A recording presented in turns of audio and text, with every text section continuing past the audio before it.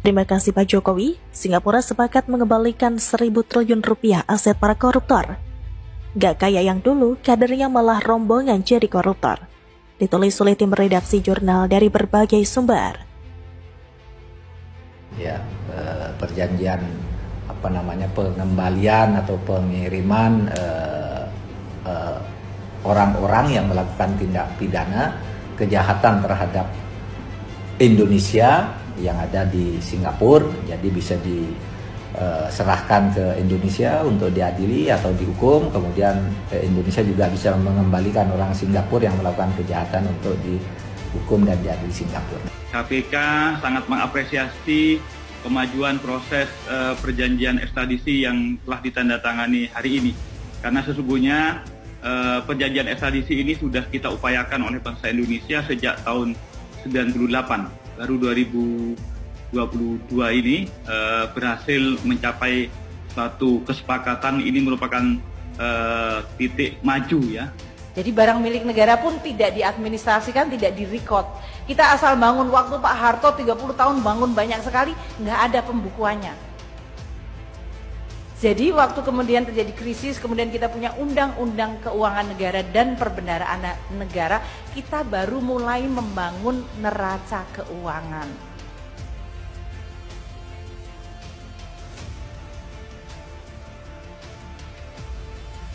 Pemerintah akan segera memproses 3 ratifikasi perjanjian antara Indonesia dan Singapura. Hal ini ditegaskan oleh Menteri Koordinator Bidang Politik, Hukum, dan Keamanan atau Menko Polhukam Mahfud MD dalam keterangan persnya pada Rabu 16 Februari di kantor Menko Polhukam.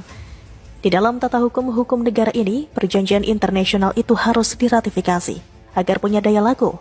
Oleh sebab itu, pemerintah memutuskan untuk segera memproses ratifikasi perjanjian yang harus ke DPR. Mahfud mengingatkan sebelumnya, yaitu pada 25 Januari tahun 2022, pemerintah telah melakukan perjanjian kerjasama antara pemerintah Indonesia dengan Singapura dalam 3 hal. Pertama, perjanjian Flight Information Region atau FIR, kemudian Defense Cooperation Agreement atau DCA, dan perjanjian ekstradisi. Menurut Mahfud, 3 ratifikasi antara Indonesia dan Singapura akan menguntungkan kedua negara, terutama dalam penegakan hukum. Dari Indonesia sendiri akan memperoleh keuntungan karena banyak pelanggaran hukum pidana di mana orang-orang kemudian lari ke Singapura atau menyimpan asetnya di Singapura yang disinyalir mencapai 1.000 triliun rupiah. Untuk diketahui, proses ratifikasi perjanjian antara Singapura dan Indonesia telah berjalan cukup lama. Pemerintah mengaku bersyukur atas terlaksananya ratifikasi di awal tahun ini. Dengan adanya ratifikasi, menurut Mahfud, kejahatan terhadap Indonesia yang ada di Singapura maupun sebaliknya dapat segera diproses secara hukum. Jadi, kejahatan terhadap Indonesia yang ada di Singapura bisa diserahkan ke Indonesia untuk bisa diadili atau dihukum. Kemudian Indonesia juga bisa mengembalikan orang-orang Singapura yang melakukan kejahatan untuk bisa dihukum dan diadili di Singapura. Terkait hal tersebut, pemerintah Singapura sempat marah, disebut sebagai surga koruptor oleh Deputi Penindakan KPK Karyoto.